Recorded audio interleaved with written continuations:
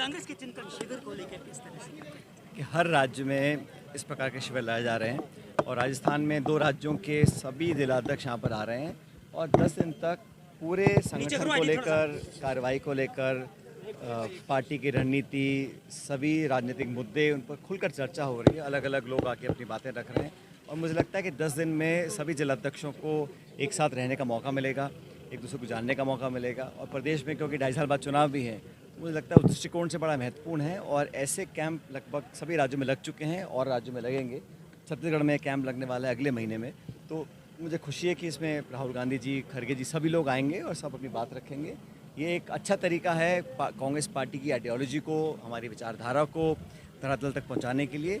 जो नए जिलाध्यक्ष बने हैं वो संगठन सृजन के माध्यम से बने हैं, तो उनकी पूरी training, capacity building, outreach program, campaign, philosophy, Congress party की सोच, उस सब पर व्यापक चर्चा होने वाली है। लगातार महंगाई जो है चरम सीमा पर है। इस सरकार ने जब विधानसभा चुनाव चल रहे थे तो मज़े से चुनाव लड़ा और चुनाव जब ख़त्म हो गए तब इन्होंने युद्ध जो खाड़ी में चल रहा है, ईरान अमेरिका का युद्ध, उसका हवाला देकर कल चौथी बार दाम बढ़े हैं, चौथी बार। आप कल्पना कीजिए कि पेट्रोल डीजल के दाम बढ़ने से पूरे देश में तमाम सामग्रियां महंगी होने वाली हैं और हो गई हैं। एक आसमान छूती महंगाई पर नियंत्रण करने के लिए सरकार की कोई योजना नहीं है और मुझे दुख इस बात का है, इस समय जब नीट के पेपर की लीक होने के बाद सामने आई, पेपर कैंसिल हुआ, नौजवान आक्रोशित हैं, गृहिणियाँ अपना काम नहीं कर पा रही। आप बात करते हैं नारी शक्ति देने की, नारियों के, गृहिणियों के पूरे घर की व्यवस्था को बिगाड़ने का काम कर रहे हैं और महंगाई पर सरकार ने ना तो कोई प्रतिक्रिया दी है, ना अफसोस जताया है और ना महंगाई कम करने का संकल्प लिया है।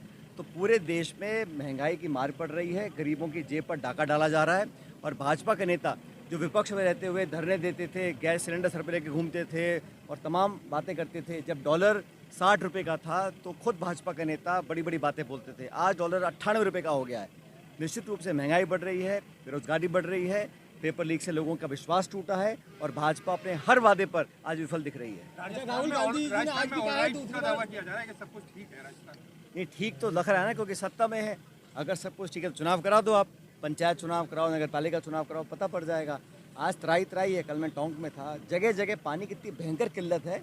गर्मियाँ पहले भी पड़ती थी लेकिन सरकारें एक बनाती थी कंटीजेंसी प्लान, उसके तहत टैंकर है, पानी की सप्लाई है, रेस्टोरेशन है, रिपेयर है, सब काम सरकारें करती थी 1 महीने पहले। इस सरकार का कोई ध्यान, सिर्फ हौसलेबाजी करना है। अब वो कल जाके सब पाठ पूजा कर रहे हैं लेकिन पानी का वितरण, पानी की समस्या का समाधान, इसका कोई जवाब सरकार के पास नहीं है। राजस्थान में हालत लगातार बदतर होते जा रहे हैं। मैं 2 दिन पहले झुंझुनू में गया था,